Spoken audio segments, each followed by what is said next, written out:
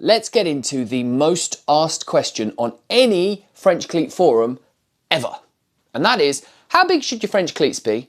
How far should they be spaced? And how do you put them up on the wall?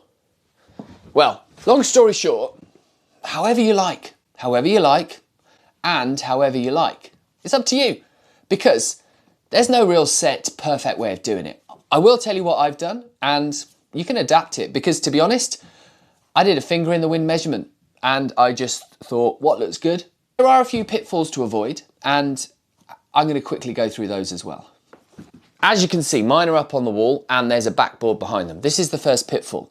Personally, I do not recommend putting the slats straight on the wall, because you're going to have a lot more holes, and it's a lot more work, and it's a lot more effort, and it's not worth it.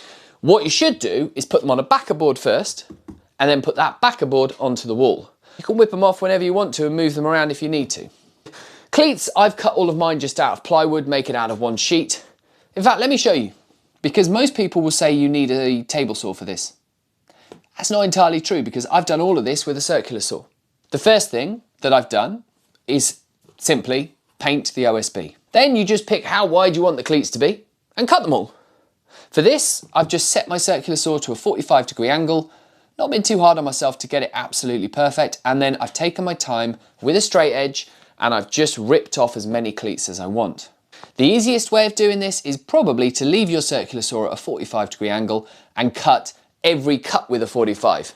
But because I wanted to have a flat edge on the bottom, I've put it 45 to start with, run it along, and then I've sliced each cleat off with a perpendicular 90-degree cut instead.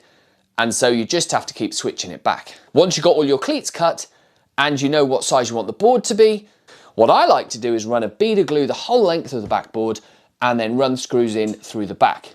Gives it a nice aesthetic from the front, and it gives it more support on the back. One thing to note here is if you want even spread of cleats, just get yourself a offcut and make 2 blocks, and these are going to be your spacers between the cleats for every single one of your panels.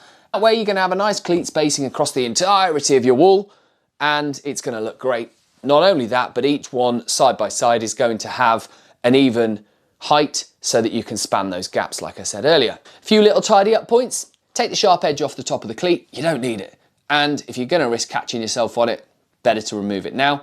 Quick block plane gets the job done. You want to stain them? Stain them. You want to paint them? Paint them. Do what you want at this stage. It's your wall to work on.